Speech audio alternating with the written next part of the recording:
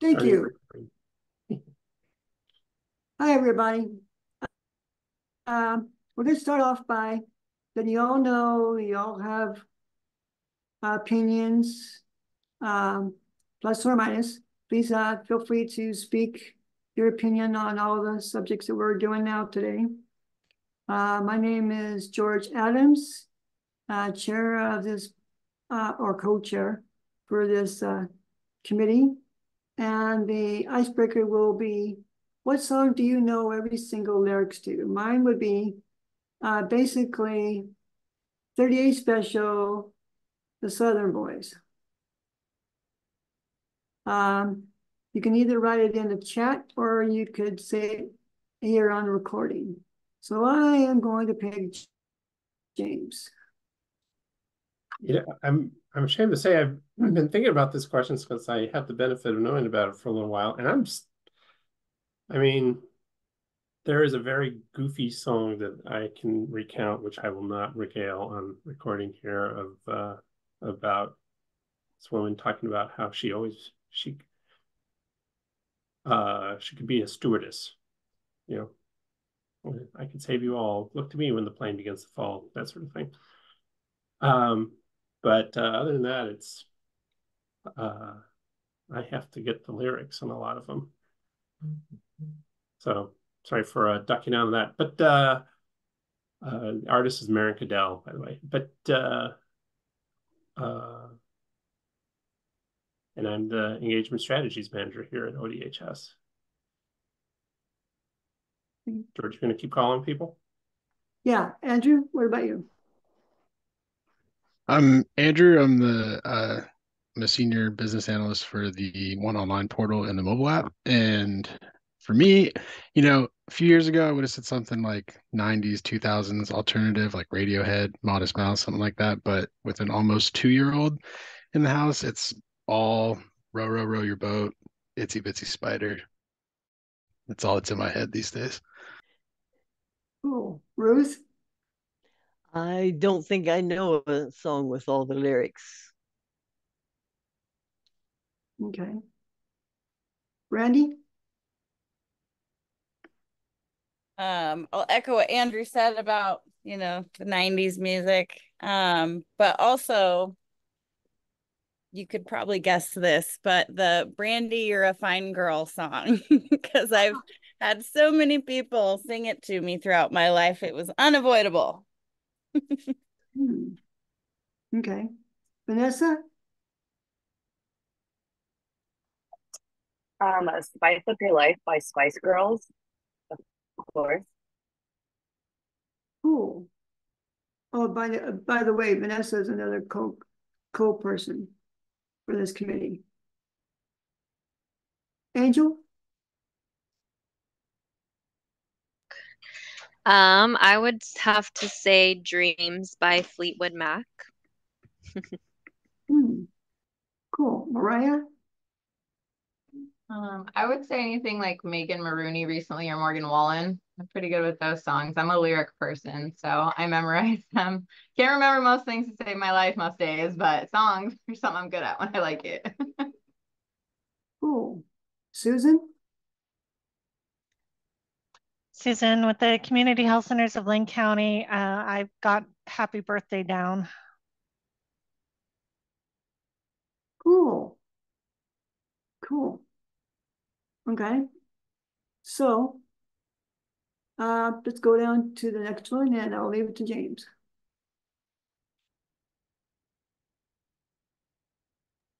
All right, yeah, just sort of our little recap of what's in the queue, what you have done and what this committee has done.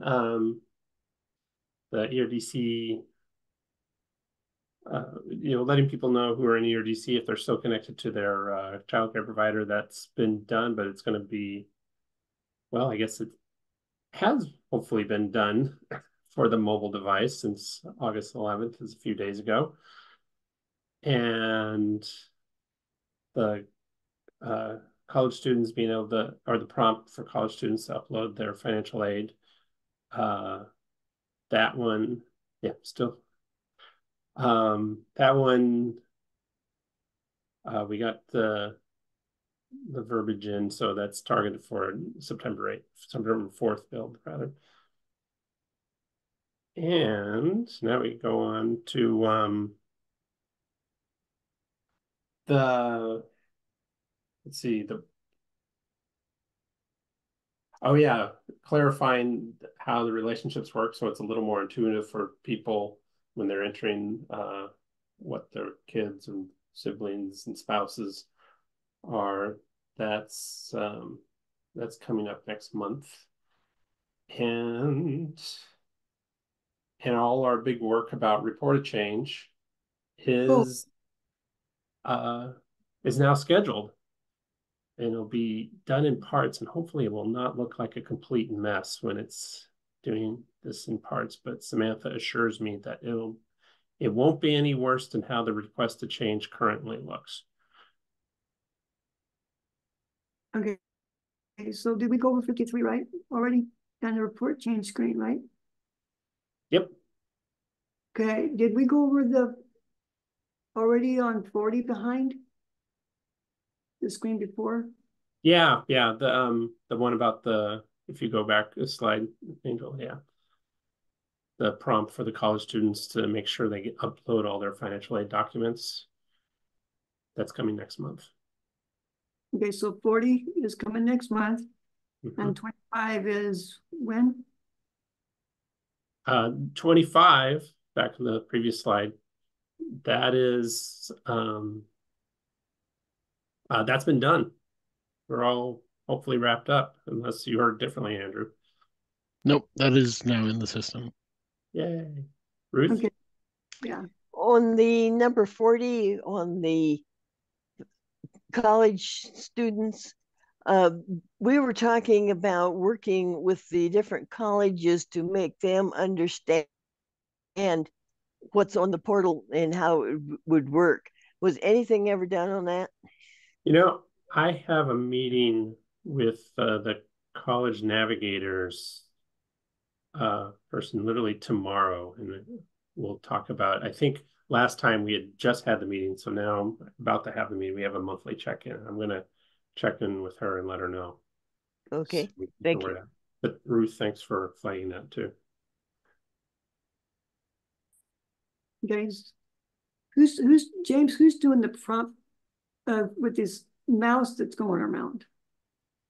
Oh, that's Angel. She's working the slideshow. Okay. Sorry, am I going too fast? Yes, going too fast. Okay. Sorry. I'm trying to do some catching up. Okay. Go ahead to the next after the 53, I think it is. Okay, yeah, we talked about these two. Any questions about them? I'll take that as a no. So there's no questions about this, guys? Before we go on? Yeah, we can go to the next slide then. And this is the next one we're working on. In the email you received on Monday, we had a new briefing sheet, and boy, oh boy, this 35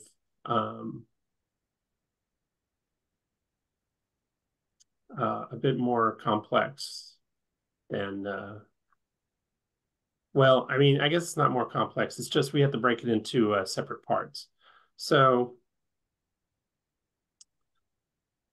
I'm wondering, Angel, maybe we should just switch over to the briefing sheet now. If you don't have it ready, I can share. I do not have it ready. I'll stop sharing though. Okay. But this is, let's see if I can share it quickly.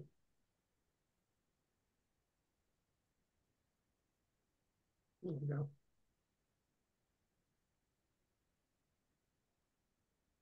Okay. So what we have here is Well, the idea about when people want to cancel a meeting, or then they're going to get some other messages. So maybe Andrew, do you want to talk about this better than I can fumble around with it? Can we get the print any bigger? Oh yeah, I can definitely do that. Yes. How's that? Better.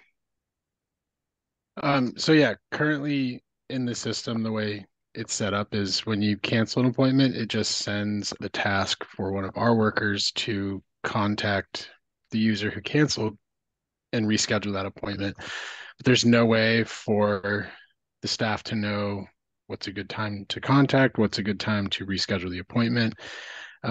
So this is going to improve the experience by allowing staff to have a better understanding of when to contact folks to get that rescheduled. So this, I think, is a mock-up here of what a cancel confirmation would look like with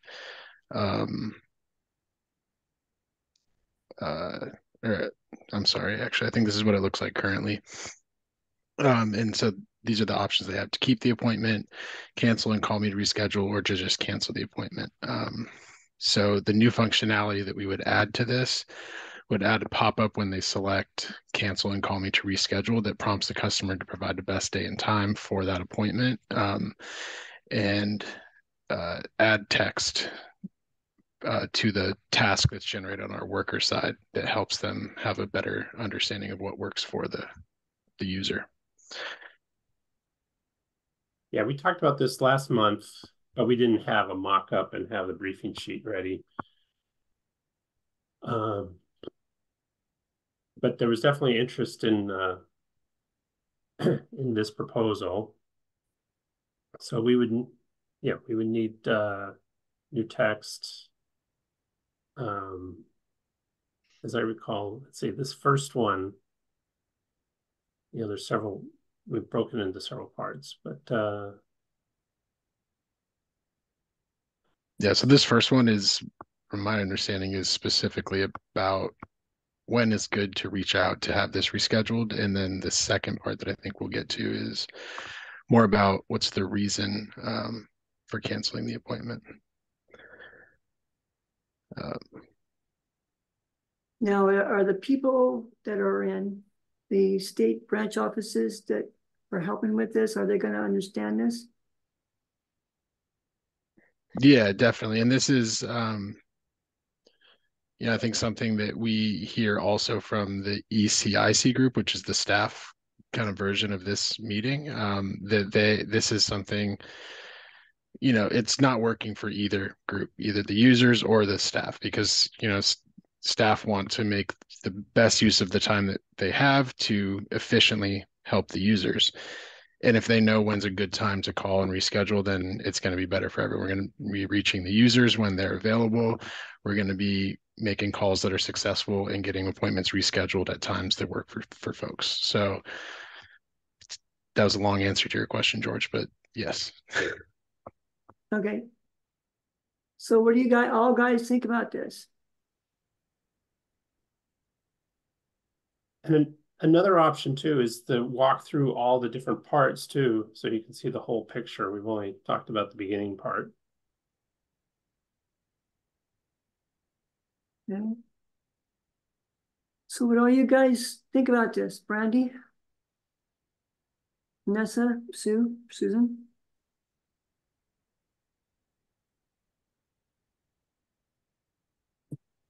I think this looks pretty self-explanatory, to be honest, and I can see this really benefiting the user, because sometimes you just get auto-generated an appointment, and yeah, great to be able to change it and leave reasons why. I feel that same way. Okay, Mariah, what do you think?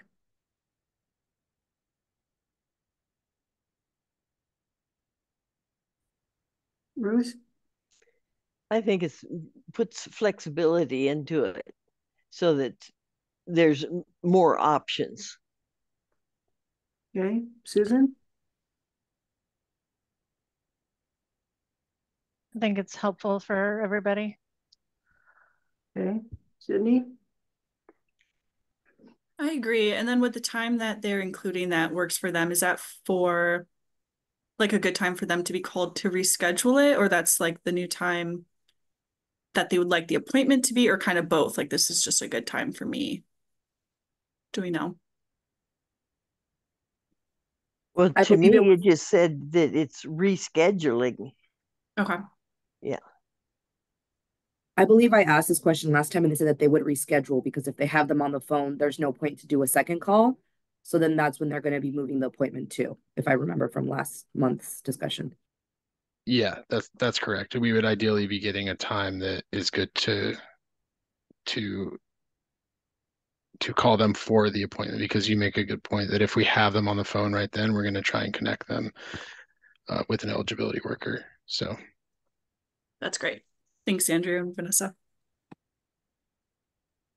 Who is OR 283497? I was wondering that myself. The one's on an iPhone.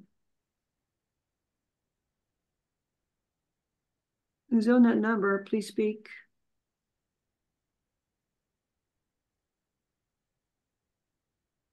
those would be state workers. I'm not sure. This is,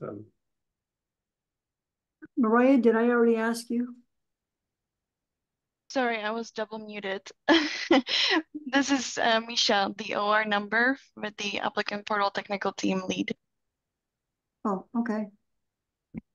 Mariah, did I already ask you about this? Yeah, I'm just in listening mode right now. I'm trying to multitask at the same time. Oh, okay. Okay, so there's your answer, James. yeah, there you go.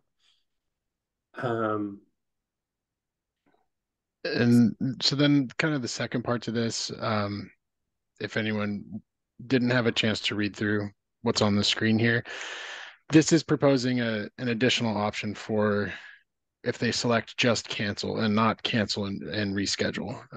So this is then providing a reason for why they're canceling and not requesting to be rescheduled. So that could be, I no longer need assistance, whatever reason. So that we know that we can log a reason in our system why these benefits were requested, why an appointment was initially requested, and then we have an explanation as to why we're not continuing with this appointment.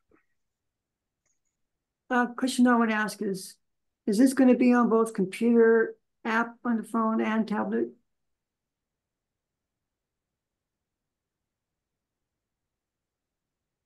That is a good question. I'm not sure. Let me double check real quick. I'm not sure we have a way. I don't think we have appointment functionality in the app just yet. I'm going to double check on that though. I'm hoping so, because that's going to be beneficial for a consumer. Who is Neil Shepard? Neil, you want to introduce yourself?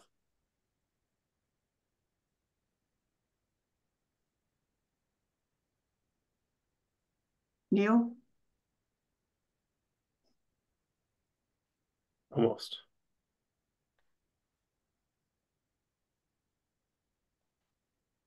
Neil, if you're talking, you briefly unmuted, then you muted yourself again.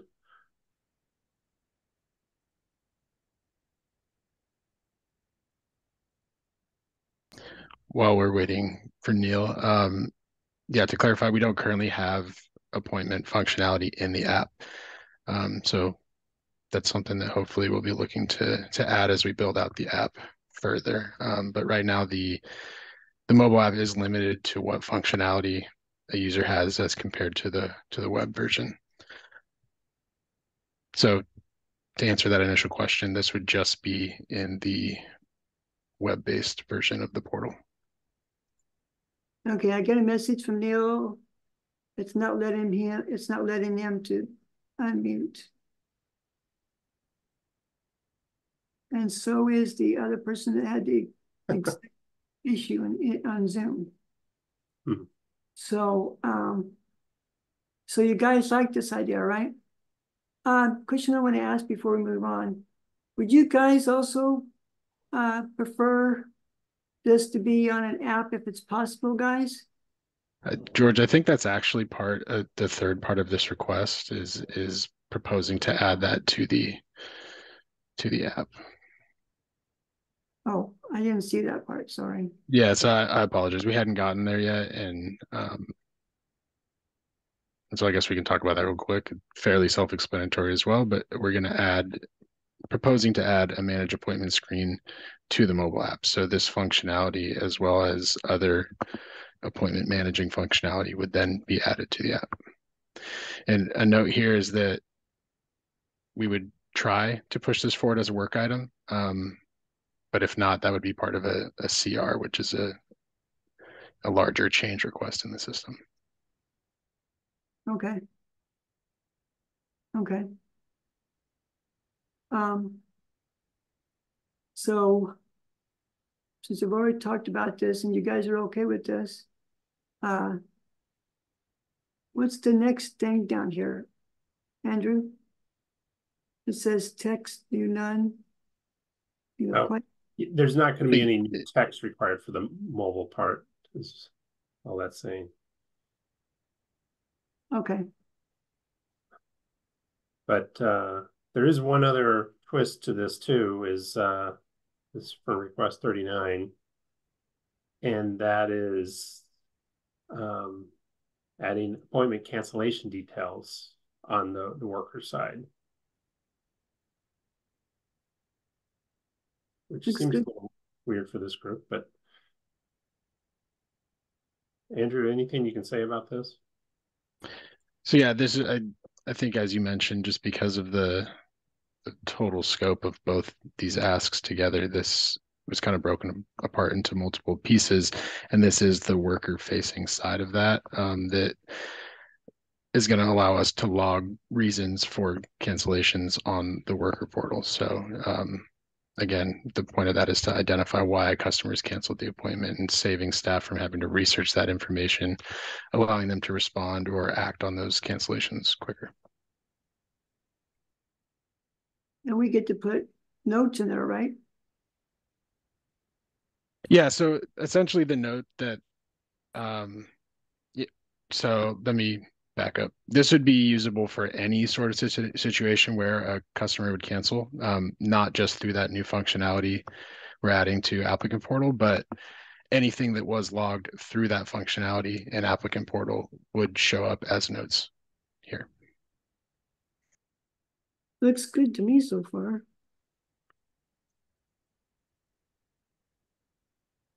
Would this be easy on you, Ruth, as a consumer? Yeah, it's got a lot of good information in it and a lot of being able to backtrack if you needed to find out what you're doing. I think it's probably easier than what it was when we first started with the ONE system. Okay. So I'm going to scroll back to the beginning of all this because there's a lot here. And we do, while we're talking about this and we're pretty in-depth in it, we want to make sure we have the wording right on what will appear. And I think it was Samantha who put this together. It's like, this new text proposal just saying, tell us what days and what times are best to reach you. Is that fine? We can play with that a little bit when it comes to canceling and clicking the button to say, hey, call me to reschedule. What should it, if someone clicks on this button here, what should it say?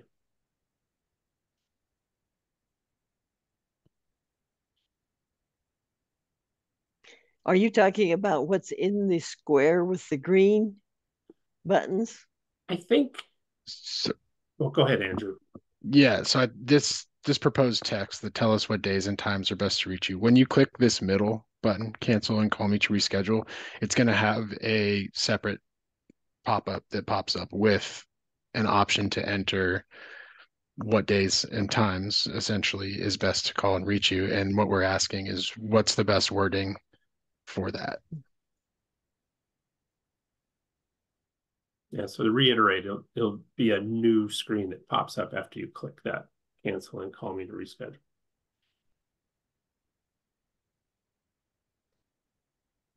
Well, how do we know exactly what it says? Well, that's kind of what we're determining is what we think is best for it to say. If we tell us what days and times are best to reach you, we can keep that proposal. But if we feel there's a better way to say that, we can come up with that now, and that will be what is sent forward as the proposal that it says on that screen. Well, to me, the shorter, the briefer, the better. Then you don't have the person trying to take in so much and weed through so much. Well, that's what Andrew is asking all of us. Yeah.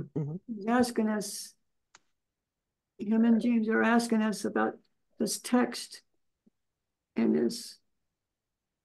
I mean, I was just thinking, should we, instead of say reach you, call you, be more explicit? I don't know. Randy, Mariah, what do you think? Should we leave the text, change the text? What? I think the text is direct and to the point. I keep reading it over and over, and I'm not seeing anything that looks too, needs changed or. Agreed. It's simple and to the point. Good. Thing I could suggest is maybe bullet pointing them instead of clumping it all into one paragraph, because then you're trying to read the directives, it's like one bullet point, next bullet point, next bullet point, for each option instead of clumping it into one. I mean, that's just a suggestion, But I think they pop up separately, depending on what you They click do on on. the bottom, but I meant the bullet point of the text where it says, are you sure you want to cancel this appointment? And then bullet to keep your appointment, bullet if you need to reschedule, bullet, otherwise pick cancel. So people are seeing their three options of like, what are you asking them to do? And then it reiterates it underneath versus trying to just read through the entire paragraph, which when people see big paragraphs, sometimes they don't read through them until they're trying to figure No, out. that's a great point. Just Also, hey bullet guys, I'm here now. It's just saying like, are you sure you want to cancel ? And then right under one bullet says to keep your appointment, pick this, another bullet, just to break them up visually for your eyes to be able to follow it better versus just trying to read through a whole paragraph. And either way, it's to the point, but it's just a design thing, I guess. It's not. Randy says the same thing. Yeah, that's a good idea. Brandy, where are you? I'm right here. I'm still here. Oh, my phone's going on. Sorry. I like the bullet point idea because sometimes like visually it's easier to just simplify it. Like if we need all the text there, because the options are pretty clear just by themselves. Keep appointment, cancel and call me, cancel appointment. So we're adding in the more verbiage, but some people need that extra words for clarification. But you could simplify that and not remove anything by bullet pointing it, which I like. Yeah, James, if you don't mind, if you can just copy what I put in the chat and stick that down next to new text proposal so we don't lose track of that. So Susan, what do you think?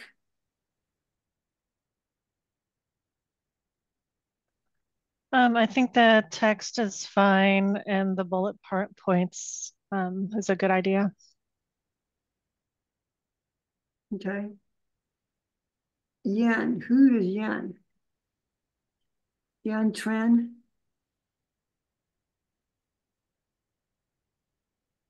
Hi, my name is Yen Tran. I'm with the applicant portal tech team. Okay. Cool. So everybody's liking the idea, right? Do we need to change anything else, guys? Before we go on?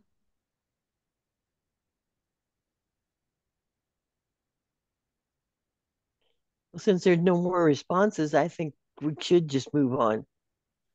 And I was just making some notes. And so for the, when someone just clicks on the cancel appointment, here's a different pop-up that can come open and tell us why you're canceling your appointment. that's pretty straightforward. Any comments on that terminology? I think it's straightforward. What do you guys think? Can we scroll down a little bit? Sure. We need to determine what values we wanted. That was really the most important part of this. We need to determine what values we should include in the reasons for no longer wanting the appointment. I came up with a couple, but based on our conversation where this was originally proposed, but I need to know if there are other situations we need to capture, situations you guys could see as coming up. I'm just wondering, can we not add like a text box insert for like, if none of these reasons even, you know, if I have some completely unrelated reason, I can sit there and type it in really fast, you know, for why I actually don't want the appointment. I see where it says other, but then if you just check other, it's just, I don't know, I guess maybe somebody wouldn't mind explaining why, but if they had the opportunity, is there an opportunity for a text box, or are these just, there's so many situations that could possibly occur at like being more than just the couple that are on there. I'm just wondering, I guess, in like a text box where you can just type in your reason why, like, oh, this date didn't work for me, or oh, I don't know, you know. I'm just wondering, it says no longer want the benefits, moved out of the area or other. So I mean, if how many people click other, if the only two other options are completely unrelated to what they have going on, it's like, is the data that's going to pop up for you guys is just multiple people saying other because there's not enough reasons offered? Or is like, are you guys wanting to dig further really into why they can't, you know, do you guys need it for data purposes to really know why it's other? Or are you just going to have a bunch of people who select other because the only two other options, you know, don't fit what it is for why they need to cancel? Don't have a ride, you know, no transportation. Like there's just so many things that could occur. So I'm wondering, I guess, on your guys' end, on the back end, why are we asking other? Are we asking because we really want to identify why people aren't able to keep their appointments? Or are you guys just going to have a bunch of, you know, points that just say other, and then you're never really still going to know why people can't keep their appointment? I guess, why are we asking? You know, great points. So this one is for canceling but not rescheduling. So I think we need to keep that in mind when we're thinking of these scenarios. But as far as like the ability to analyze the data, other isn't very useful, but also free text isn't very useful. And free text is less useful because we can't drop it into a dashboard in any way. It would take a person manually reading through each one of the responses and either reallocating them to one of the existing drop down values or reasons, or then themselves designating them as other. So I was hoping we could brainstorm reasons why people would cancel their appointment and just like straight up cancel it, not cancel and reschedule, but just like no longer want to pursue. So like transportation or something could be maybe a reason, like do not have transportation, or it's just for a call, it's just for a phone call. It's not, this isn't this isn't the cancel and reschedule. This is just cancel. All I want to do is cancel. I do not want to reschedule. I do not want to be contacted again about it. I'm done. Should we put a reminder that by doing this, they're done? Brandy had Brandy was trying to say something, and so was I unmuted. I guess like I don't know if this is a question or a statement, but it seems like this is formulated. I don't know the right word. So that the worker also knows, like, because if they moved out of area, they're not going to be using services. They no longer want benefits. They don't need them. Other means like, okay, maybe something else is going on. We should give them a call. Does that seem somewhat accurate? It's more of like a yes benefits, no benefits kind of thing. If that makes sense. No, I'm following. Like, we don't really need to know why the other is. It looks like we're just trying to decipher, like, are they gone? Are they going to continue services or not? Well, and I will be really transparent. This came as a suggestion in our last meeting, and we didn't collect a full list then. So I added other because I was like, I don't know what else could be on this list. Yeah. So maybe other isn't even appropriate. But it seems like we do need a catch-all for those one-off situations. I think we need to touch on the fact that someone shared earlier that if you're clicking on cancel appointment, it's almost like you're terminating the benefit. You're not continuing the renewal, you're not continuing the application, like you are stopping here. Is that what I'm interpreting? That if they hit cancel, not to reschedule, this is it. It will not withdraw their benefits, but if they are required to do an interview to receive benefits, they will not progress down that road. So like, for example, for SNAP, an interview is a requirement, right? They're coming in here, they're seeing that they have an interview scheduled on 8/17, and they're like, actually, I don't want to do an interview. They can cancel the interview, but if they never get an interview, they cannot be determined one way or another. Well, they get determined as denied for failure to complete the interview. Right. Oh, sorry, go ahead. No, go ahead. Is this function most helpful for like, let's see, our task workers and stuff like that? Does it take the task off their list, basically like our eligibility processors and stuff who are working it on the back end? Is this like more of an assistance to them so that they know, like, does it take the task off if people say cancel completely and everything, then they know that they don't have to work that task anymore, basically? Or it's like, it'll remove it from the scheduling board. So that block opens up on the scheduling board so other appointments can be scheduled in that space. That's what I was wondering. Thanks. It makes more sense to me, like that it helps that backside of it rather than our side, I guess. Okay, I have Susan up here said, so this is for an in-person phone appointments or just phone appointments? She wants an answer to her question. Oh yeah, Susan, it could be for either in person or phone. I still think we should add that because not showing up to your interview not just affects SNAP, that's also TANF, that's ERDC, like stating that if you don't reschedule and have this appointment, it can lead to denial of benefits. Yeah, can we scroll back up and look at that initial pop-up? Yep.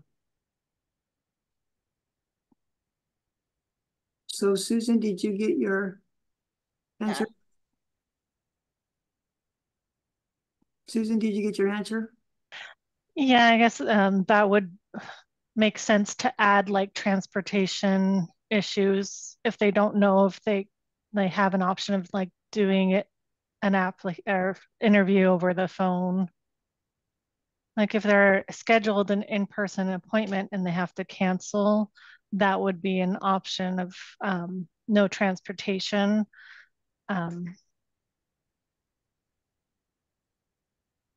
Yeah, thanks for clarifying that, whether it was in person or on the phone, because I'm like, I could probably think of a million reasons to list down for why somebody can't, So transportation could definitely be a barrier, for those who, are dependent on CHRs or, non-emergent medical transportation or something to these appointments, or who just can't get to them physically in person. And Cindy, what question did you want to answer? I was just going to suggest adding a line for like, personal reason or like too busy or too overwhelmed, because that's a reason I get a lot, but that could also fall under like an other category. So just personal experience. I like that. I wonder if when we're adding the bullet points in 35, if we need to say something like, if you're unable to attend your appointment, but you want to pursue benefits or whatever, we can figure out better wording. Click reschedule. So that we don't have people who are just flat out canceling due to transportation needs. That's a great call out. Yeah, or with the otherwise pick cancel appointment, we could say, some benefits require completing an interview to be determined for eligibility determination. I don't know how we want to word that, but we could expand on that too. Well, I think Mariah pointed out like a bullet point. So if you hit keep appointment, everything's staying as is, next bullet point, cancel and call me. That means you're going to type in a time and then cancel appointment, then adding that bullet that some benefits like SNAP, ERDC, TANF are requiring phone interview. If one is not completed, you will be determined ineligible for benefits. Yeah, or failure to follow through. We're not going to use the word failure, but the follow through. And it could be like a bullet point under those that says, you know, like some option or some action needs to be taken, you know. We do got to put that in there because a lot of people miss their phone interviews and it creates more work to have to do a reapplication and stuff. Or sometimes they just miss getting the letters in the mail and everything. And by the time they open them, it already passed. And then. Okay, Judith, what do you think? Well, I think this is an excellent start. And this is what I was talking about last month or the month before when I said this is kind of like what Kaiser does. And this is, and I like right today, you know, I had the wrong time to come to the meeting. So would I lose my appointment with you all if that was me? You know, oh, I thought it was at, 2:30 and it was at 12:30. Oh, I'm so sorry. Can I, am I going to lose my appointment now? So what happens there? Well, this is a slightly different scenario because someone is,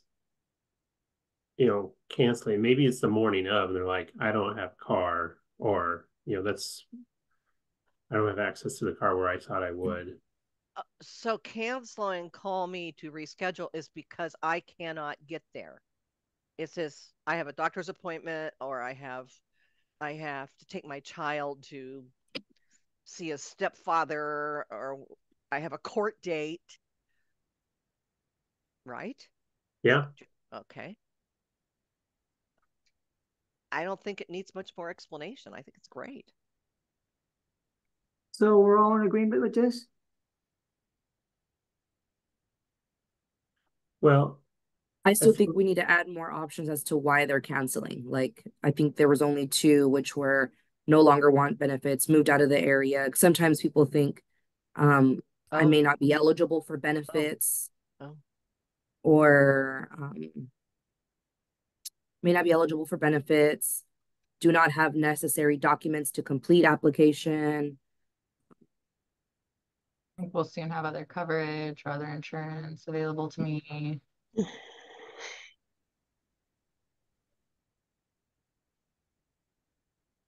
Maybe there's some steps or information of the of the application that you don't feel comfortable giving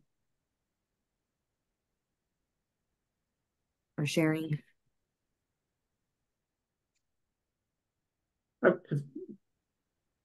I feel like there's two different things that we sort of have to peel apart here. There's the people who,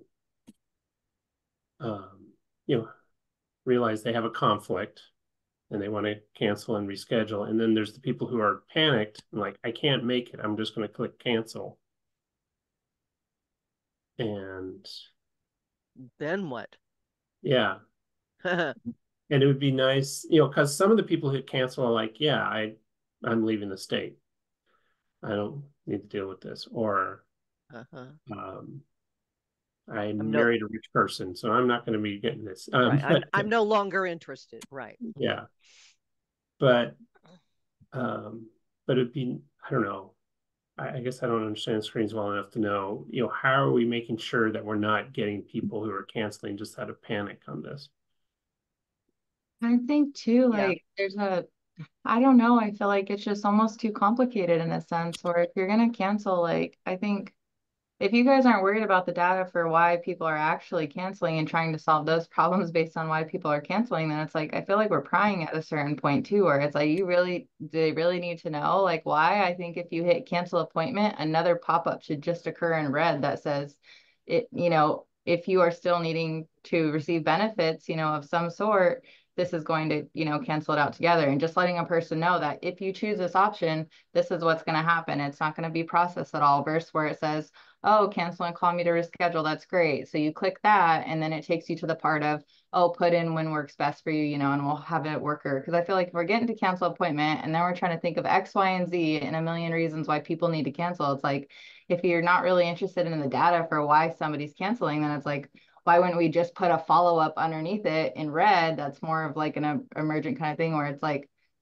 you know, just so you know, if you're choosing this option, you know, this case will be, you know, dismissed or not worked, or your application will be withdrawn, you know, no further action will be taken or something like that. But it's like, you know, because even if you click cancel, then I would think that that would be taking it off the caseworker's hands, that these people just need to cancel, so they're not needing to work that one. But it's like, are we really interested in why people are canceling? And it's like, because there could be numerous reasons why people are canceling. And then we got to sit here and brainstorm all of those versus just hitting cancel, getting to the next part, you know, making it simple, just saying like, hey, if you choose this option, this is what's going to happen. The application will be withdrawn completely. No further action will be taken on this case. You know, feel free to reapply if you need, you know, or something like that. Like, why do we need a, you know, it's just a suggestion, I guess, but I'm not sure. We're not. I think you have a very good point, actually. I just think it gets really complicated because I'm like, now we have to brainstorm X, Y, and Z of 100 reasons why. And it's just like, it also feels like prying. It's like, do we really need to know that they're sick that day? Do we really need to know that they're anxiety ridden and can't make an appointment? Do we need to know that they don't have transport if we're not doing anything about those issues? Then it's like, why are we really asking in the first place? It's like, let's just put cancel and then make it apparent to them in a pop-up, this is what's going to happen. You wish to proceed, yes or no. So it's one more step of a yes or no. Are you sure you want to cancel, but not a million reasons why, you know, if we're not really interested, I guess. James, can you put what you just pasted in up on 35 rather than down in 35A? Okay. Not that whole thing. Oh, sorry. From, are you sure you want, yeah, there you go. Cut that. Move it up. Just right here. Yeah. So I suggested some new text for this pop-up that we're looking at right now. Based on the feedback that, hey, maybe bullet points will help. And then, you know, kind of teasing out like, how can we get people who still want to do their appointment, just can't attend the day that they have it scheduled for, to contact us, and for people to also understand that if they cancel appointment, that's the end of the party. Samantha and James, when does this have to go in? We're scheduled out for a while, George. So we have some time we can noodle on this. Okay, because I don't want to fall too far behind. We've got the rest of the agenda to go. I know this is really important. So if we don't get it all today, we can always get it to the next meeting. Yeah, that's a good point. I'm going to throw in, I really like Mariah's point about, you know, are we collecting info that we don't need? That is an issue. And I'm hoping that this new bullet point sort of recognizes, you know, if someone gets to cancel appointment, you know, maybe we don't need those questions then afterwards. But yeah, we can. 35A came up as a suggestion, but we can decide that actually we don't really want it or need it. It was a suggestion that came out of this group for data collection. And we thought like, oh yeah, maybe leadership would like to look at that. But if we're looking at it now, we're not seeing a value, we don't have to move forward with 35A.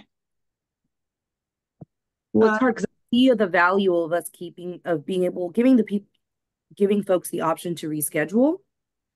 But we are getting tricky with that cancel appointment, because like if I'm quickly just canceling, but I want to call back or something, if I cancel and don't have my appointment, then that's it. Mm-hmm. Yeah, I don't think we're talking about taking away the ability to reschedule. I think we're only talking about not moving forward with the cancel reason specifically.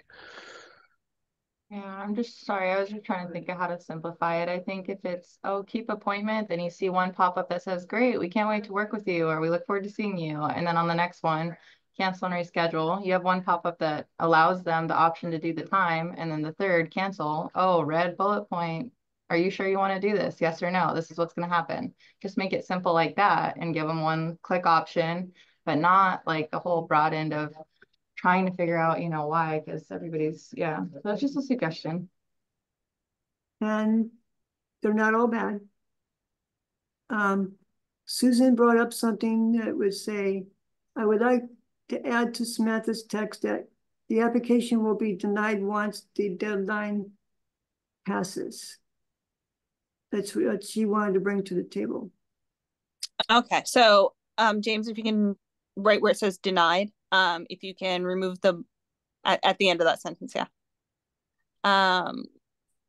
Remove. Leave denied and then add once the deadline passes. Once the application expires. Yeah, I don't know. Susan, what is terminology that our customers understand around that? I mean, we use the request for information deadline, but I don't know what people understand. I mean, because it kind of sounds like if you cancel this appointment, you're denied, period. But usually they have a date that they have to do the interview by. So it's not technically, you're denied if you press cancel appointment. They still have time to act if the time hasn't passed on their request for interview time. I like processing time frame better, Andrew, but I don't think customers understand the processing time frame terminology. Yeah. Andrew, can we take out renewal? It might work. Andrew put up here after the process time frame with the question mark. Yeah, I don't. That's a little bit more of a worker terminology. Sam makes a good point. It's definitely like, to me it feels better, but that's putting on my worker hat, right? Like, yes, from a policy perspective that is the correct words, but do humans understand that? Probably not.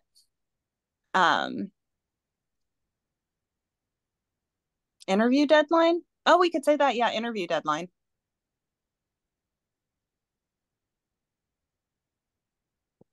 All of this is all good ideas.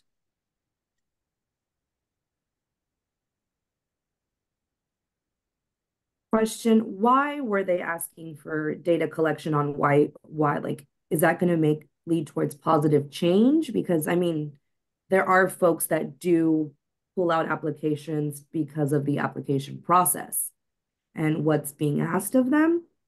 So would that then lead to, like, if there's a lot of cancellations because of this option, that could be changed? Or what was the reason? Thanks, Vanessa. What I was wondering too. It's like, are we doing something about their problems once we ask what their problem is? I'm just wondering. I'm like, are we offering taxi cabs or transport help? What are we? Well, I recently had someone withdraw a TANF because of information that was being asked of them, and it was extremely invasive. And yeah, I just don't know why. I understand the reasoning behind it, but how it's being asked of them is just completely uncalled for and just, yeah, not right. So I think that if we had stats to show, because it's all, what do I want to say? Not circumstantial. What's the word I'm looking for? Sorry, guys. I was on PTO yesterday and now my brain's pudding. Anecdotal, right, at this point. But if we had stats to show, like, we have a lot of people saying, hey, this is really invasive, this is really inappropriate, that is a catalyst for change. Like, for instance, for TANF, you need to determine paternity. I've had a numerous amount of moms withdraw TANF applications because you have to either determine paternity or go after child support. And they're afraid of the safety concerns because of that. Or there's moms that have said, I don't know who the father is. And they've been asked by a worker, write down every person you think could potentially be the father, and we'll do paternity test. Yes. Oh. And this has happened many times, and it's gross. And I don't know why we do this. I don't know why they're not giving them good cause waivers to pursue. Yeah, That's They don't. I that literally just opens had a a call whole 30 other. minutes ago. 30 minutes ago, just had this call. And I was like, again? Really? Yeah, so I would say that's a training issue on our side of how engagement with TANF customers should be handled, because there is exemptions for safety concerns with pursuing child support. So right off the bat, if someone's not interested in that, this is a whole side combo, but that should be pursued between the worker and the person applying, is if there's a specific reason that they feel unsafe in giving that information. And We can, unfortunately, the worker called the supervisor and they brought back a pen and paper and said, write down every possible person it could Oh be. my gosh. yeah, that's also not right. That's not cool. That's so not cool. Andrew was a case manager for a long time. So I never did that job. I never worked directly with TANF clients, and this is upsetting me. So I can only imagine. No, I mean, I'm literally looking at Andrew's face and he looks real mad. No, that's not cool. Geez Louise, pancake. I mean, so do I want to make it seem like there's some sort of promise that if we have a lot of clients saying like, hey, the questions are super invasive, that something will change? I can't promise anything. But if leadership is looking at a dashboard and it is saying that we are having 10% of all applicants cancel their appointments, and they're saying the questions are too invasive, like that tells them there's a problem, right? And they have to address it. It's not just like, oh, well, this worker said that one person, blah, blah, blah, right? It stops being anecdotal and starts being quantitative data. So there could be value, but again, like if we want to just do 35, which collects information around good days and times, to do the interview, that's fine. We don't have to do 35A. It was just kind of like an add-on, because somebody brought it up as like, hey, maybe we want to collect the cancel reason. We don't have to do it. We can also say, hey, let's hold on to this one and think about it a little more too. And I know we have a lot of people here who work with our customers. We also have a lot of people in this group who have lived experience of receiving benefits from ODHS, or spend a lot of time talking to people who receive benefits for ODHS who might be able to collect ideas. So we can put these on. We can put 35A on ice and just move forward with 35. We can put 35 and 35A on ice. We don't have to move in any particular direction, or we can move forward. Whatever this group is thinking will have the best outcomes for customers. Okay, before we do that, a thing came up from Susan. The question is interview deadline. Wasn't it a request from the worker meeting, or was it, should we look back at the request? She's asking a question. And I copy and pasted the original request that we got into the chat. Adding interview as interview deadline. Yeah. That's we good. did that, the interview deadline. Wasn't it a request from the worker meeting? That was from what we got on the survey from ECIC. Oh, yes. Okay, thank you. I was like, wait, what? Yeah, this one did. Well, 35 came from workers. They want to have that reschedule information. They want that text. Workers did not ask for reasons why people are just flat out canceling. That was something that came up in one of our meetings, and we're like, yeah, let's dig into that one and tease it out a little bit. There might be value. So that wasn't necessarily an ask from anyone. Ma'am, do you mind? Sorry, Jelly Bean is putting on a hay hat right now. Yeah. So it was 35 that came from the workers, Susan. 35A was kind of our own noodling. Susan, it looked like that you wanted to add something. Well, the thing that James posted said helpful is a required note reason that Oregonian needs to why they canceled appointment. But then the following thing doesn't make sense because they wouldn't be rescheduling a canceled appointment. So I don't know. Okay, well, we've got to move on the agenda. So would you guys want to put this on ice and put it on 35 and 35A to the next meeting? That'll probably give us time to create a mock-up so we can see what we're looking at then too. Okay, so is everybody in agreement with that? Susan, Sydney, Brandy, Vanessa, Judith? I'm fine with it. Yes. Yep. Okay, so that's what we'll do. We'll put the 35 and 35A on ice, make it on the next meeting next month for it. Okay, and is 39 covered already? No, we have more on that briefing sheet. We can go back to that. I think before you joined, we briefly talked about it. That was adding things to the worker page. Here I can share again if you would like.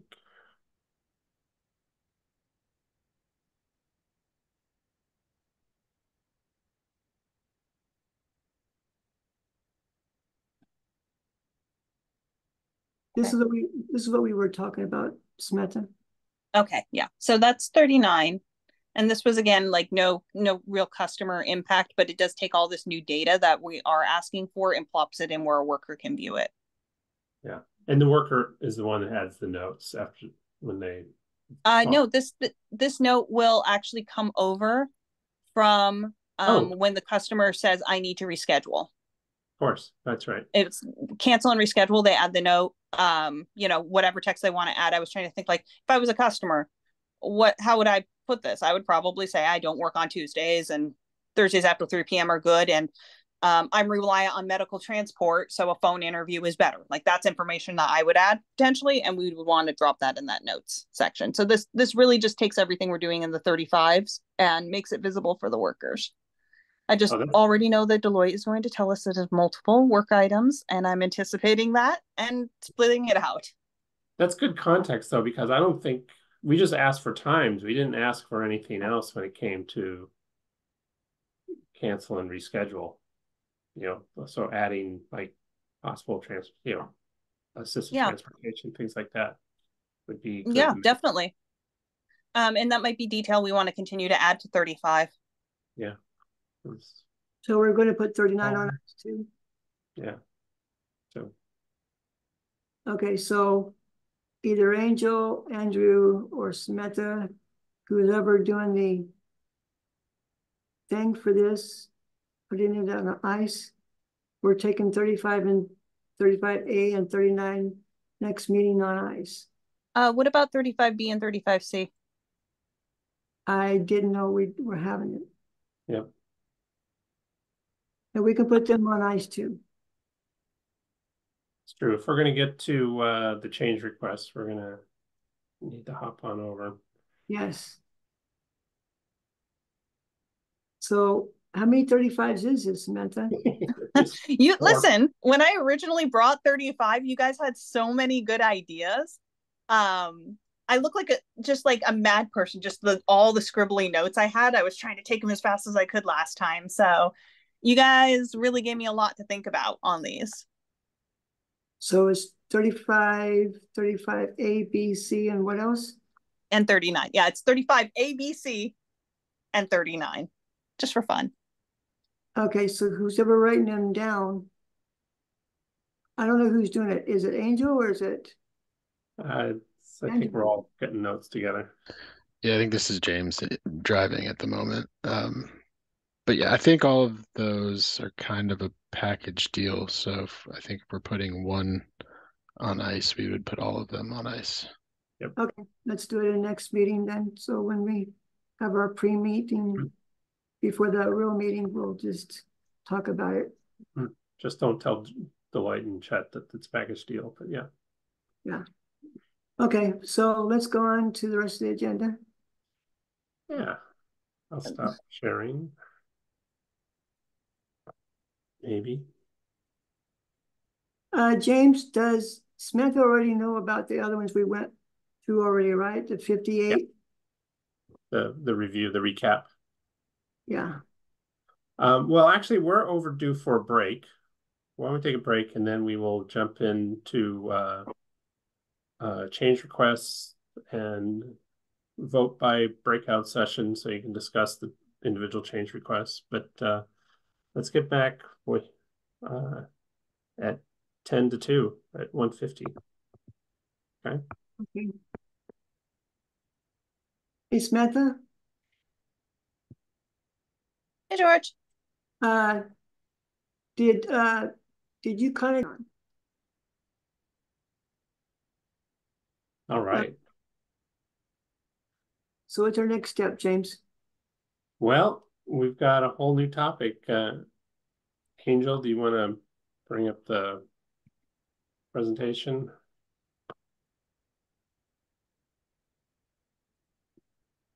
Or I can bring up the presentation. I can bring it up, just one second. Okay. Angel, you'll be going here soon, right? One something? Oh, that's true. You're going to have to leave soon. Yeah, in a few minutes. Sorry, I'm trying to get the... From the discussion from the break, I just want to say San Dimas High School rocks, right? Is it sharing the PowerPoint? Now it is. Okay. Don't forget to get everything over, Angel, before you go.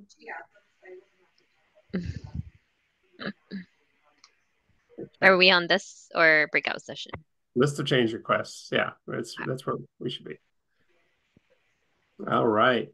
Well, from previous discussions last couple months, we've got these 5 change requests, and our goal that we talked about, well, our goal is to hopefully come up with 1 or 2 change requests that we'll file. Now, I can't resist, but throw some cold water on this, that there's, and now I'm looking at myself. Okay. It's going to take a little while probably for anything that we decide to come through, but nonetheless, it's not going to happen unless we get started. So we probably need a little recap over these 5 things. And since I have Andrew and Samantha here, I'm going to ask them to give a brief recap of these. And then I'll talk about the next ones. All right. So number 11 was one we had gotten pretty in love with about a year ago. Pretty in love with and definitely tried to submit as a work item, and Deloitte came back with as absolutely a CR. Not a big CR, but is a CR. So this one would allow users to archive old messages. So when a user is in their dashboard, they have an opportunity to view all of their old notices or messages from ODHS, but they may not need to see them all. They may be like totally done with one, want to tuck it away where it doesn't come up every time they load the screen. So we wanted to allow some functionality that would be like an archive, kind of like, how you have an archive in your email. So that every time you look at your inbox, you don't see emails that you're done with. You don't need. You can get to them later if necessary, but it tucks them out of the way so they're not visible every time the screen loads. Number 14. So number 14, okay, I kind of wish I had a visual on this one, but I don't have a visual on it. So I'm going to need you guys to all enter your mind castles for a moment and think about, remember how we just did the pencil and red X over every time we have those kind of summary grids. We just added that functionality, right? Or we added that text. So what this one is saying is that when somebody goes in and clicks the pencil and edits and then clicks update, they want like a pop-up that says your update was successful before transitioning them to the next step to take, which is moving on to the next page. Right now, when they update, it just kind of moves that data back up into the summary grid, but doesn't tell you it was successful or anything. And then they can move forward. this would just add a little bit more of like, hey, that was successful, so you can continue on. The reason this is a CR is because there are a lot of screens where this functionality exists. So it's it's a lot of coding work to do, right? If it was only on one screen, it could be a work item, but because it's like many screens, it's going to take many small work items where we can do as one big CR. Number 20, add a button in the online portal allowing Oregonians to request an interview at a certain time. Self-scheduling. This is what we're kind of dancing around with 35 through 39, right? Trying to get people to as close to self-scheduling as we can without actually building out the functionality where they can log in and go like, oh, there's an appointment available at 8 a.m. on August 16th. I will take that one. Number 20 would add that functionality for customers from their ONE online portal or from their mobile app to go in and schedule an appointment. It would pull in available appointments, allow them to select them, set them, and forget them, or come back in and go like, actually, I can't go to that one, so I'm going to cancel that appointment and I'm going to pick 3:30 p.m. on the 17th instead, and allow them to do that sort of scheduling of their appointments so that they are driving when their appointments are set for without having to do that back and forth with ODHS to get the appointment time they want and need and works for them.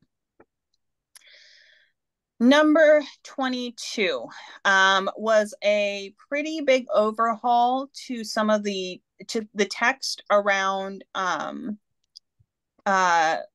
notices that will go out when somebody they've submitted an application. We need more information, so we send them a pending notice, and they've returned their penned items, but the penned items don't get worked before the due date of those penned items. So that would, this would, rather than having them be sent a denial notice, this would send them a different notice that says like, hey, we're still working on it, but your benefits have timed out. So don't worry, but your benefits have timed out. This one is going to take a lot of coordination between comms and policy. And there is a concern that even, they could say like that won't hold up in court, so we can't move forward with this. But again, never hurts to explore.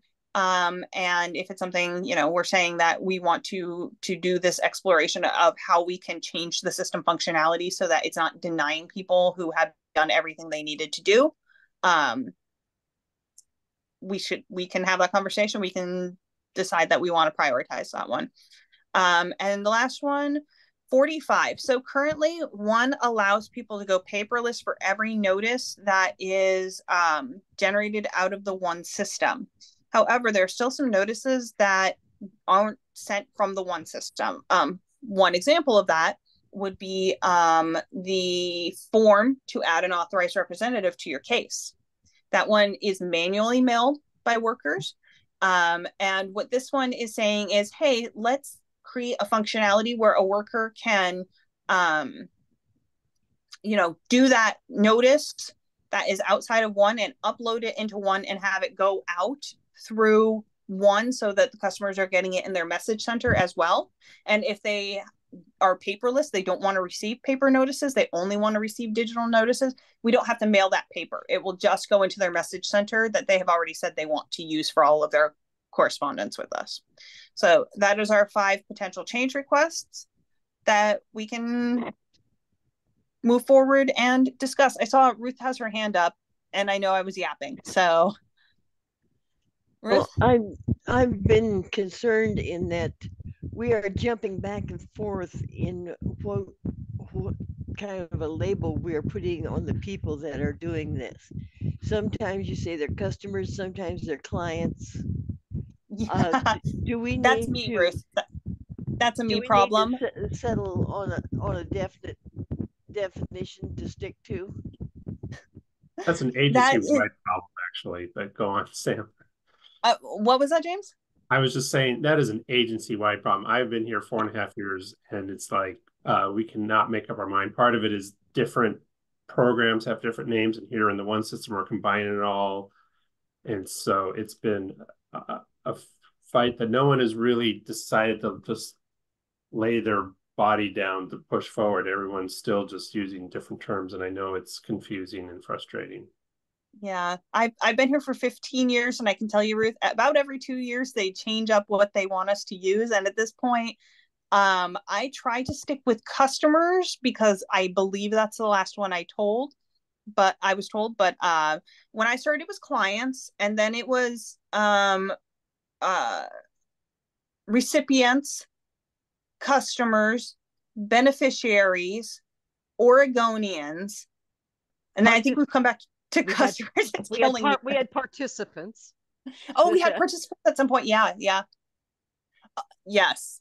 Ruth, So if you it have a changed. suggestion, we're all ears. Well, to me, customer is about as good as any of them, I think. Yeah. I try to remember, but sometimes my brain slips. It can only hold so many things. Well, we went through this with the APD and DHS. And so it became kind of a sticking point for consumers of services that they not have some of the labels that everybody kept tossing out. Okay. I think now we should go into the groups or something. Well, We've got until let's examine. There's a couple questions. One, there's these questions, of course, that I'll put into the chat so you can also have there. But oh my goodness, it copied really terribly into the chat. But the idea is we're going to vote sort of with your feet, so to speak. And that means which of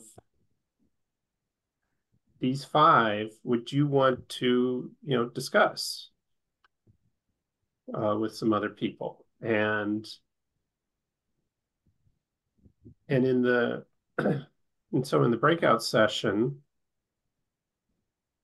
which we'll only have for 10 minutes, so hence the questions will be handy. Which one do you want to dig into that you're interested in? And I've got it set up. So I'm hoping you can see then the rooms. Maybe I have to broadcast it.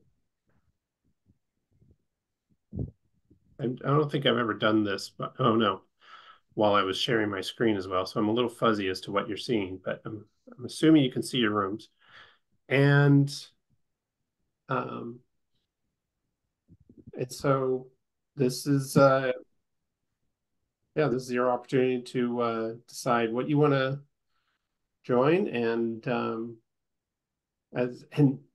in our lack of planning ahead, we didn't really decide amongst ourselves, staff, which ones are going where. So if I can go to any of them, but I'm going to let everybody else select first because I'm familiar with all of these.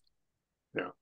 So James will be one room with us, Samantha one room, Andrew another, and who else? And we have Neil and Misha and Yen who can also help as well. Yep, and I'll see everybody in the one room. We Okay, have. so plan on coming back at 2:15 or so. I'll put out a message to remind people. Yeah. See you there. I can go to room 20. Okay. I'll do 11.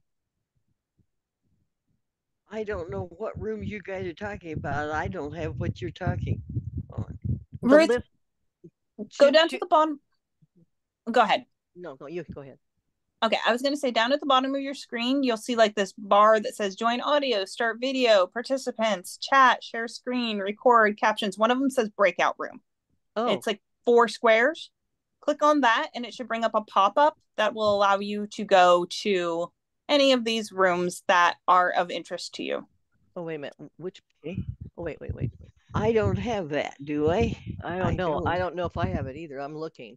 So at the bottom of our thing, I have mute, start video, and more. Click on more and see if you get one that says breakout room. Let's see. Participants is all that popped up. So I'm gonna go out of that. No. Okay. Oh, here. Okay, let's see. Invite, chat, share screen, record captions, join breakout room. Found it. There you go. Got it. Ruth, did you find it? No.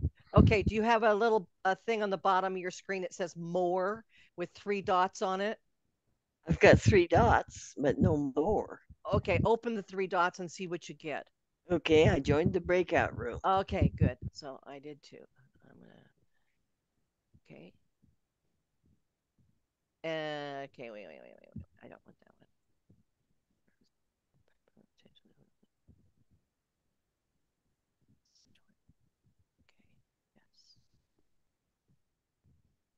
one. Okay. It looks like we have Andrew in 20. Oh, yeah. Is there any particular one you want to head off to? Well, 22's got a lot of interest, Sam. So you want to go there, and then the only other Mariah's in 45. Ruth, what room do you want to go to? I can just send you to a room. Well, you suggested 22, so that's where I was headed. Oh, well, that's just where there's some other people, but whatever room that you wanted of those messages.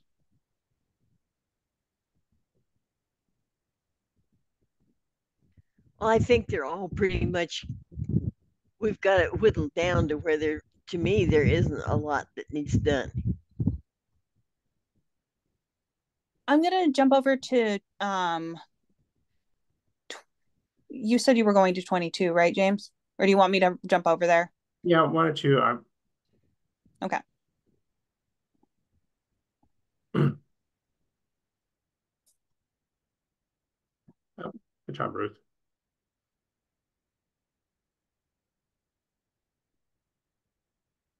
Yay, worked.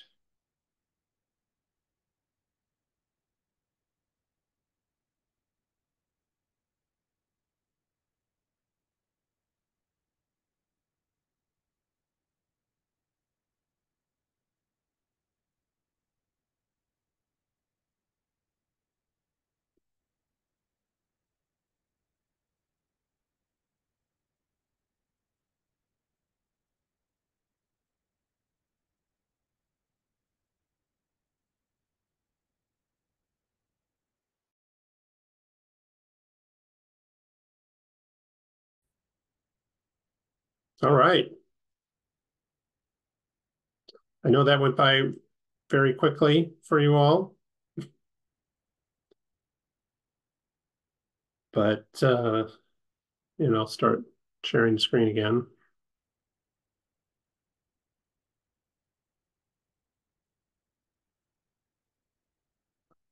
But does a group want to go first? Yeah, Andrew, we were in Andrew's group and we were talking about the archive. And Andrew, you want to say something about it? Yeah, so kind of talking about what functionality exists in the message center already and what this change would bring, we really felt it wouldn't be adding enough functionality to make a change like this, because maybe we were missing part of what would change with this, but what need would someone have to archive a notice that would already be able to be found through looking at what had been received through the last, currently it works what's in the last month, what's in the last 3 months, what's in the last year, what's been received all time. So the group really felt okay with the current functionality, at least the small breakout group. And that's kind of where we left it.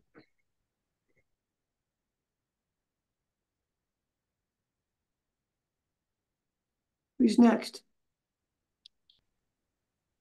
James, can you jump up to the list of change requests?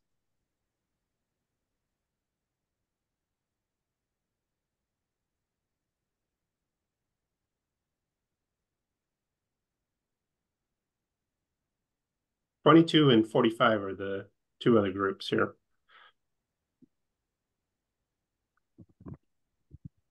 We can go. We did number 22.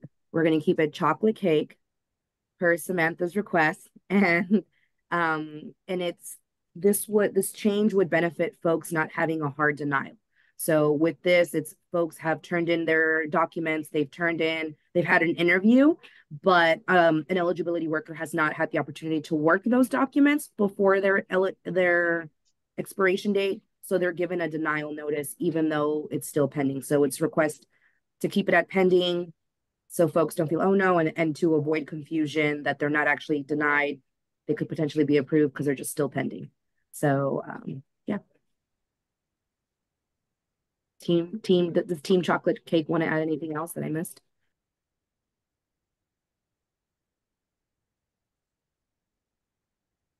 Okay, who's next? Well, if that's everything, then well, did we talk about 22? Did we have people discussing 22? Yeah, they just talked about it. Oh, I thought that was 40. 45, sorry. The joys of multitasking.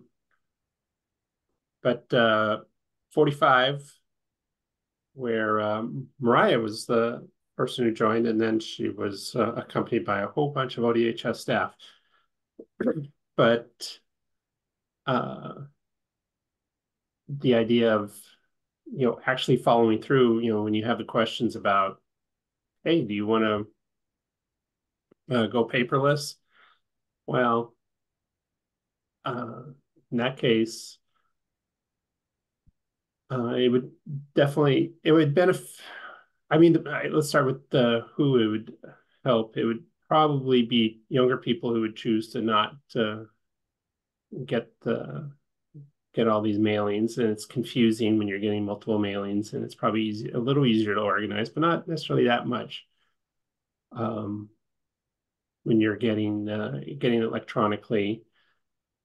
And another question we're answering here is, well, it sort of benefits the environment a little bit, and probably benefits ODHS budget by not having to send out so much mail. But Mariah, you're the person. You want to add some more things? No, I think it was a good discussion, and paperless, it's always an option, and I don't think it's a bad idea to just simply, offer options. We already asked for correspondence method when we're screening our patients and such, with paper and email, text and email. We give them multiple ways. So I think like adding the go paperless option in there somewhere kind of aligns with the text and email option that they already have. So I mean, options are always good.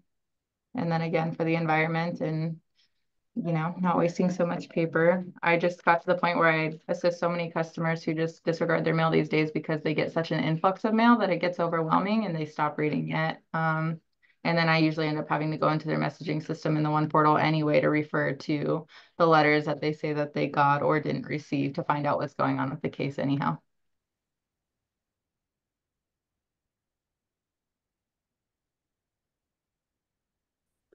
And there you go. Well,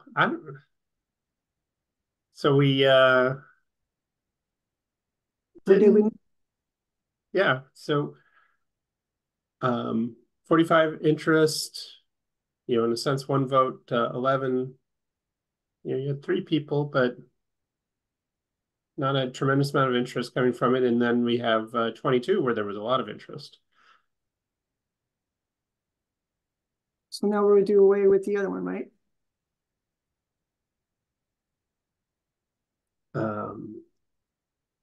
I mean, I guess we have some questions here.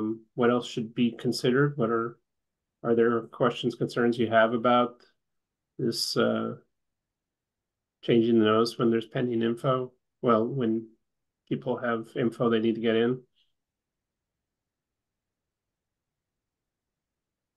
I had a question. I live in the medical world. So with SNAP, if they've received the documents, it doesn't just put a hold on their benefits until it's processed. It just denies after the date. Because in medical, if there's a document there, it will hold their benefits open.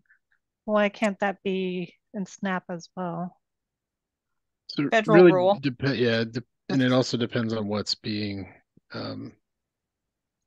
reported. So like if they're reporting something that is going to that is potentially going to cause a decrease in their benefits, we need to verify that information to make sure that we're not continuing benefits in a way that would cause an overpayment for them.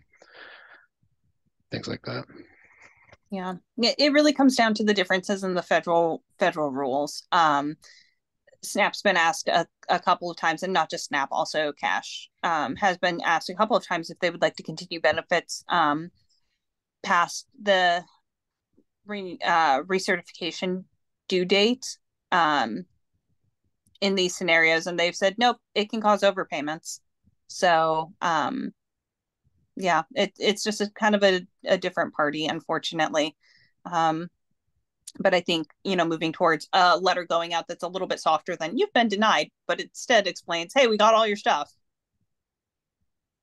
And whatever details policy needs us to put in, we'll make a positive change, at least in explaining that we're not going to continue giving these benefits until we determine if you're eligible. But by golly, we're working on it. Okay, so what is your guys' concerns and other questions? So I'm hoping to understand kind of what we're talking about. I think we're talking about we want to log 22 and 40. We definitely do not want to log 11, but I think we have 14 and 20 in kind of a limbo state where nobody really joined those rooms, so we didn't have any discussion one way or the other on them. So do we want to bring them back, set them as agenda items to discuss next time and decide thumbs up, thumbs down on their fate? Or do we want to set them as, no, we're not going to pursue them? What are people feeling on these ones? Either way, with me, I'm fine either way.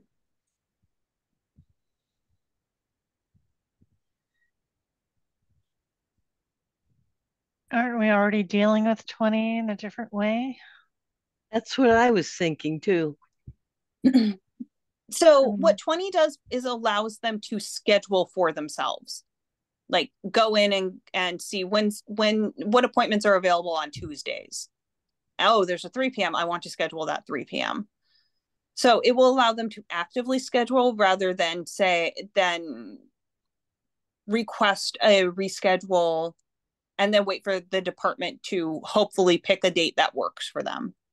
When we had discussed 35 at the July meeting, we called it as kind of like the interim medium-term solution until we get to self-scheduling.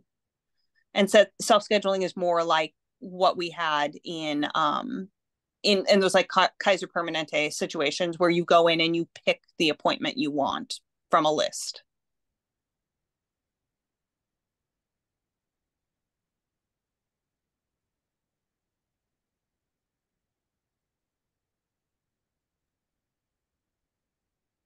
I mean, I think we should talk about them in the future meeting. I mean, we could only be in one room, so it doesn't mean that we don't care about the rest. So, okay.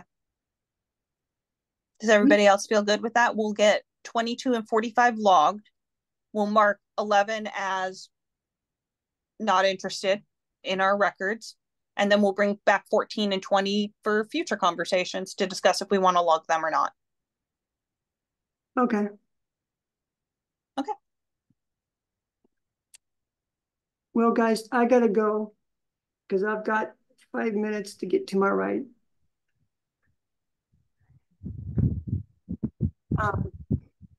Nessa, do you want to take over, or did you guys want to end the meeting now? I was just going to wrap us up a little bit and say that, well, we did sort of a summary already of the change requests and summary of our request 35 and 39. We'll be coming back with, oh, this Samantha, you want to mention the info sessions with the worker group? Oh yeah, just like a quick plug. We've heard from your guys' worker group counterpart that they would like to know more about how the One Online portal functions. And I was like, you know what? It has been a long time since we walked this group through as well. So we're looking to add some additional meetings at the end of, I think we're targeting end of September, end of October, where you guys can join in with your worker counterparts and we can all take a nice little walk through some of the different functionalities of the One Online portal. So you guys can see what you have done over the past year, and workers can also see what you have done, and we can be brainstorming in a collective way towards future changes we would like to see. So those appointments should be coming out once we get the dates a little more firmed up on those. So are we going to be getting them in our emails, or are we just going to be getting in this committee to answer? In emails. Yeah, we'll get those appointments available. And I'm thinking about maybe, a long time ago when we went to once a month, we talked about, well, there could be an extra meeting second half of the month. So maybe we meet on the second Tuesday. Generally, we'll meet on the fourth Tuesday for this, perhaps, is when we're looking at. So hopefully that time still works for everyone. And just a reminder to take the survey. We didn't really have time to talk about the responses yet. I think I haven't heard recently, but we had only 3 responses. So the survey link is in these materials here and in your agenda as well. So, all right, that's our August edition. Okay. Thank you so much. Thanks everyone. And I will see you in September's meeting. Thanks, everybody. Bye, guys. Tuesday. Thanks all.